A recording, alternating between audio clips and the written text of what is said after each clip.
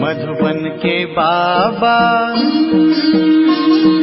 मधुबन के बाबा मुरली वाले, आपका क्या कहना, आपका क्या कहना। मधुबन के बाबा मुरली वाले, आपका क्या कहना, आपका क्या कहना। ओम शांति। आज का मुरली 20/2/2024 प्रातः मुरली। ओम शांति। बाप दादा मधुबन। मीठे बच्चे, तुम्हें तन मन धन से सच्ची रूहानी सेवा करनी है। रूहानी सेवा से ही भारत गोल्डन एज बन जाएगा। प्रश्न, बेफिक्र रहने के लिए सदा कौन सी बात याद रखो? तुम बेफिक्र कब रह सकेंगे? उत्तर, बेफिक्र रहने के लिए सदा याद रहे कि यह ड्रामा बिल्कुल एक्यूरेट बना हुआ है। जो भी ड्रामा अनुसार चल रहा है यह बिल्कुल एक्यूरेट है, परंतु अभी तुम बच्चे बेफिक्र रह नहीं सकते। जब तुम्हारी कर्मातीत अवस्था हो तब तुम बेफिक्र बनेंगे। इसके लिए योग बहुत अच्छा चाहिए। योगी और ज्ञानी बच्चे छिप नहीं सकते। ओम शांति। पतित पावन शिव भगवान वाच, बाप ने समझा दिया है कि देहधारी मनुष्य को कभी भी भगवान नहीं कहा जा सकता। मनुष्य यह भी जानते हैं पतित पावन भगवान ही है। श्री कृष्ण को पतित पावन नहीं कहेंगे। बेचारे बहुत मूंझे हुए हैं। भारत में जब सूत मूंझ जाता है तब शिव बाबा को आना पड़ता है। बाप के बिना उसे कोई सुलझा न सके। वो ही पतित पावन शिव बाबा है जिसको सिर्फ तुम बच्चे ही जानते हो, सो भी नंबरवार पुरुषार्थ अनुसार। भले यहाँ बैठे हैं, रोज सुनते हैं, तो भी ध्यान में यह नहीं आता है कि हम शिव बाबा के पास है, वह इनमें विराजमान है, हमको पढ़ा रहे हैं, पावन बना रहे हैं, युक्ति बतला रहे हैं। तुम स्वदर्शन चक्रधारी बन रचता और रचना की नॉलेज पाकर काम को जीत जगत जीत बनते हो, तो वह बाप पतित पावन भी ठहरा, नई रचना का रचता भी ठहरा। अभी बेहद का राज्य पाने के लिए तुम पुरुषार्थ करो। हर एक समझते हैं हम शिव बाबा से राज्य भाग्य ले रहे हैं, यह भी यथार्थ रीति समझ नहीं सकते। कोई थोड़ा जानते, कोई तो बिल्कुल ही नहीं जानते। शिव बाबा तो कहते हैं पतित पावन मैं हूँ। मेरे से अगर कोई आकर पूछे तो मैं अपना परिचय दे सकता हूँ। तुमको भी तो बाप ने अपना परिचय दिया है। शिव बाबा कहते हैं मैं साधारण तन में प्रवेश करता हूँ। यह साधारण तन है, झाड़ के अंत में खड़ा है, पतित दुनिया में खड़ा है और फिर नीचे तपस्या कर रहे हैं। इनको भी तपस्या शिव बाबा सिखला रहे हैं। राजयोग शिव बाबा सिखाते हैं। नीचे आदि देव, ऊपर में आदि नाथ। तुम बच्चे समझा सकते हो हम ब्राह्मण शिव बाबा की संतान है। तुम भी शिव बाबा के बच्चे हो, परंतु जानते नहीं हो भगवान एक है, बाकी सब ब्रदर्स है। बाप कहते हैं मैं अपने बच्चों को ही पढ़ाता हूँ। जो मुझे पहचानते हैं उनको ही पढ़ाकर देवता बनाता हूँ। भारत ही स्वर्ग था, अब नरक है। जो काम को जीतेगा वही जगत जीत बनेगा। मैं गोल्डन वर्ल्ड की स्थापना कर रहा हूँ। अनेक बार ये भारत गोल्डन एज में था, फिर आयरन एज में आया। यह कोई भी जानते नहीं। रचयिता और रचना के आदि मध्य अंत को कोई जानते नहीं।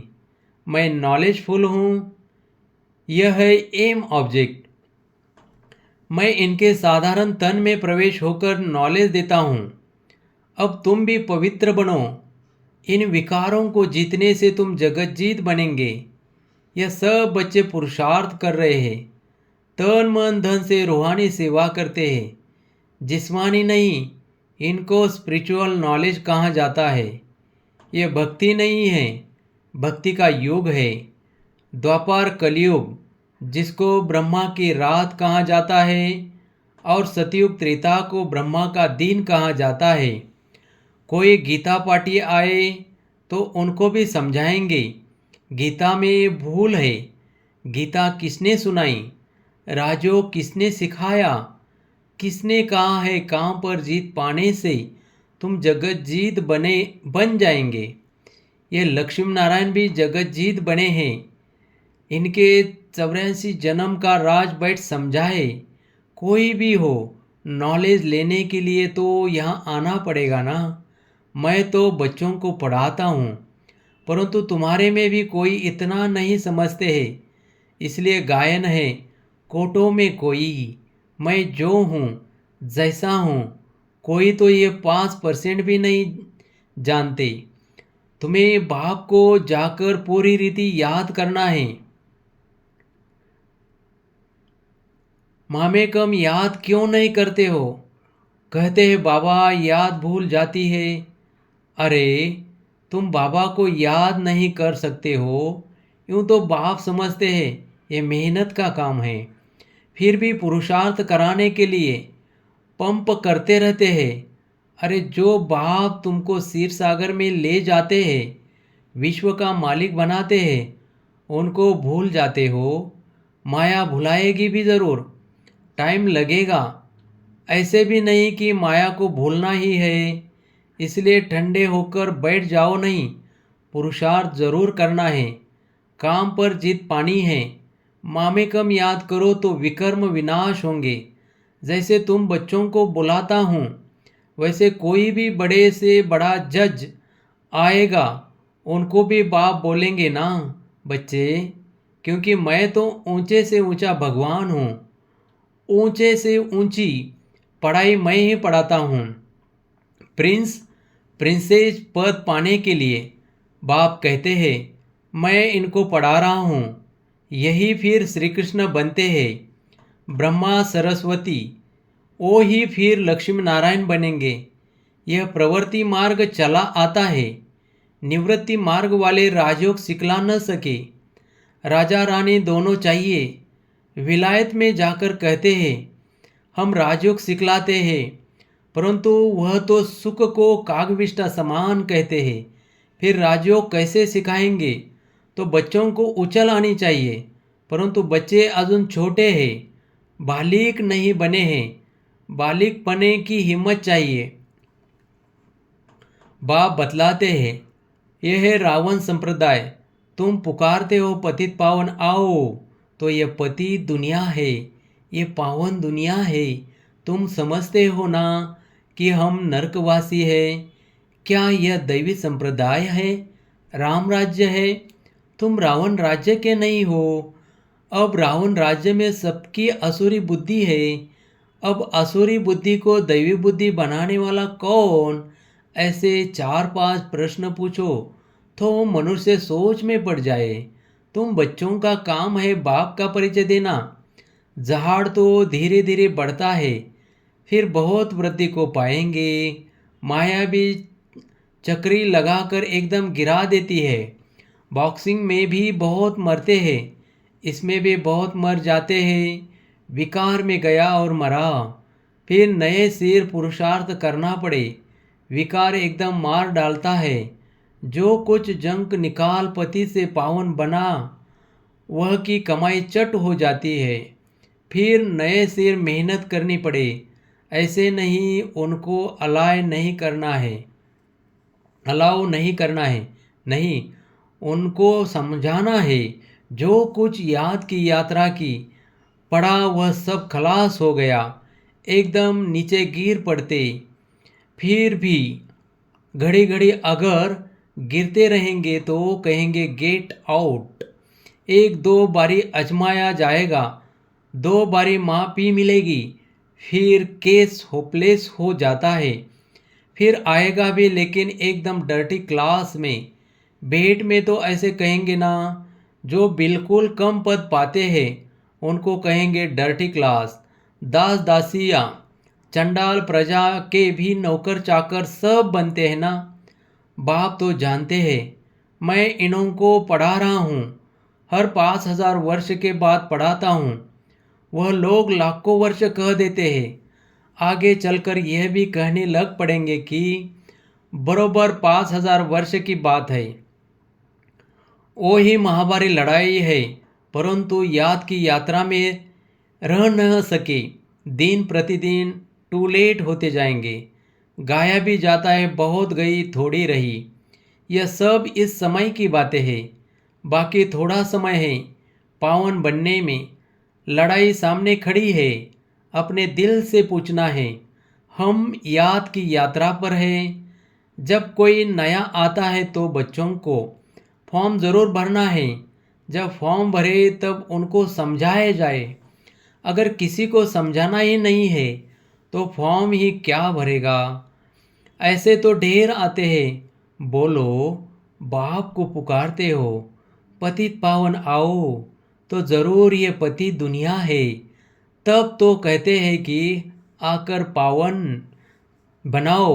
फिर कोई बनते हैं, कोई नहीं बनते हैं। बाबा के पास पत्र तो ढेर आते हैं।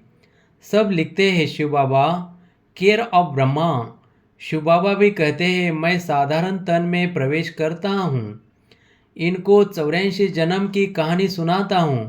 और कोई भी मनुष्य रचता और रचना के आदि मध्य अंत को नहीं जानते। अब बाप ने ही तुमको बताया है। यह चित्र आदि भी बाबा ने दिव्य बुद्धि देकर सब बनवाए हैं। बाबा तुम आत्माओं को ही पढ़ाते हैं।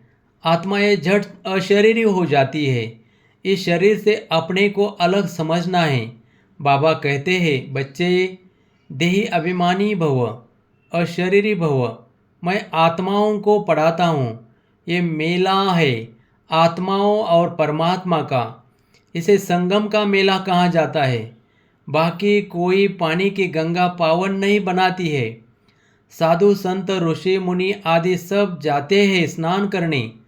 अब गंगा पतित पावनी हो कैसे सकती। भगवान वाच है ना, काम महाशत्रु है। इस पर जीत पाने से तुम जगत जीत बन जाएंगे। गंगा व सागर तो नहीं कहते, यह तो ज्ञान सागर बाप समझाते हैं। इन पर जीत पाने के लिए मामे कम याद करो तो तुम पावन बन जाएंगे। दैवी गुण धारण करो, किसी को दुख मत दो। पहला नंबर दुख है काम कटारी चलाना। यही आदि मध्य अंत दुख देने वाला है। सतयुग में ये होता नहीं। वह है पावन दुनिया। वहाँ कोई पतित रहता ही नहीं। जैसे तुम योग बल से राज्य लेते हो, वैसे वहाँ योग बल से बच्चा पैदा होता है। रावण राज्य ही नहीं। तुम लोग रावण को जलाते हो, पता ही नहीं पड़ता कि कब से जलाते आए हो। राम राज्य में रावण होता नहीं। यह बड़ी समझने की बातें हैं। जो बाप बैठ समझाते हैं, समझाते तो बहुत अच्छा है, परंतु कल्प कल्प जो जितना पढ़े हैं उतना ही पढ़ते हैं। पुरुषार्थ से सारा मालूम पड़ जाता है। थूल सेवा की भी सब्जेक्ट है। मनसा नहीं तो वाचा, कर्मणा। वाचा तो बहुत सहज है। पहले है मनसा अर्थात मनमना भव। याद की यात्रा में रहना है। अपने को आत्मा समझ बाप को याद करना है। बाबा से शिक्षा लेनी है। बहुत है जो बाप को याद नहीं कर सकते। ऐसे नहीं कहेंगे कि ज्ञान को याद नहीं कर सकते, मामे कम याद नहीं कर सकते। याद नहीं करेंगे तो ताकत कैसे मिलेगी। बाप सर्वशक्तिमान है। उनको याद करने से ही शक्ति आएगी। इसी को ही जौहर कहा जाता है। कर्मना भी कोई अच्छी करे तो पद मिले, कर्मना भी नहीं करते तो फिर पद क्या मिलेगा। सब्जेक्ट होती है ना। यह है गुप्त समझने की बातें। वो लोग योग योग योग कहते रहते हैं, परंतु समझते नहीं कि योग से तुम विश्व की बादशाही लेते हो। योग बल से ही वहाँ बच्चा पैदा होता है। यह भी किसी को पता नहीं है। तुमको समझाया जाता है, फिर भी आधा कल्प के बाद तुम माया के मुरीद बन जाते हो। फिर माया तुमको अभी भी नहीं छोड़ती है। अब तुमको शिव बाबा के मुरीद बनना है, कोई भी देहधारियों को मुरीद नहीं बनना है। बहन भाई भी अब कहाँ जाता है पवित्र बनने के लिए, फिर तो इससे भी ऊपर जाना है। भाई भाई समझना है, भाई बहन की दृष्टि भी नहीं। ड्रामा ड्रामा अनुसार जो कुछ चलता है बिल्कुल एक्यूरेट। ड्रामा बहुत एक्यूरेट है। बाप तो बेफिक्र है, इनको तो फिक्र जरूर रहेगा। बेफिक्र तब रहेंगे जब कर्मातीत अवस्था होगी, तब तक कुछ न कुछ होता है। योग अच्छा चाहिए, योग के लिए बाबा अब जोर देते हैं। इसके लिए कहते हैं घड़ी घड़ी भूल जाते हैं, बाप उल्लना देते हैं। जो बाप तुमको इतना खजाना देते हैं उनको तुम भूल जाते हो। बाप जानते हैं किस में ज्ञान है, किस में नहीं है। ज्ञानी कभी छिपा नहीं रहेगा, वह झट सर्विस का सबूत देगा। तो यह सब समझने की बातें हैं। अच्छा, मीठे मीठे सिकलदे बच्चों प्रति माता पिता बाप दादा का याद प्यार और गुड मॉर्निंग। रूहानी बाप की रूहानी बच्चों को नमस्ते। धारणा के लिए मुख्य सार, माया की बॉक्सिंग में हार नहीं खानी है। पुरुषार्थ में ठंडा हो बैठ नहीं जाना है। हिम्मत रख सेवा करनी है। 2, यह ड्रामा एक्यूरेट बना हुआ है, इसलिए किसी भी बात का फिक्र नहीं करना है। कर्मातीत अवस्था को पाने के लिए एक बाप की याद में रहना है, किसी देहधारी का मुरीद नहीं बनना है। वरदान, श्रीमद् प्रमाण, सेवा में संतुष्टता की विशेषता का अनुभव करने वाले सफलता मूर्त भव। कोई भी सेवा करो, कोई जिज्ञासु आवे या नहीं आवे, लेकिन स्वयं से संतुष्ट रहो। निश्चय रखो कि अगर मैं संतुष्ट हूँ तो मैसेज काम ज़रूर करेगा। इसमें उदास नहीं हो, स्टूडेंट नहीं बढ़े, कोई हर्जा नहीं। आपके हिसाब किताब में तो जमा हो गया और उन्हों का संदेश मिल गया। अगर स्वयं संतुष्ट हो तो खर्चा सफल हुआ। श्रीमद् प्रमाण कार्य किया तो श्रीमद् को मानना, यह भी सफलता मूर्त बनना है। स्लोगन, असमर्थ आत्माओं को समर्थि दो तो उनकी दुआएं मिलेगी। ओम शांति, ओम शांति।